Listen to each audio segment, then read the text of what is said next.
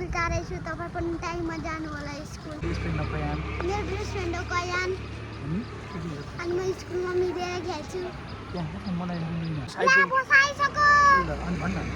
hello guys आज म स्कुलबाट आइसकेँ ढिलो भइहालेको थियो 9:01 मा आइसकेको थियो बस मलाई एकदम दुःख लागिरहेछ मेरो पुरानो साइकल बिग्रिहाल्यो कति पुरानो भइसक्यो 1 साल भन्दा गाडी किनेको हेलो गाइज मेरो साइकल पुरानो साइकल बिग्रिहालेको थियो मेरो नानाले नयाँ साइकल किन्नु भयो म अब नयाँ साइकल चलाउनु गएको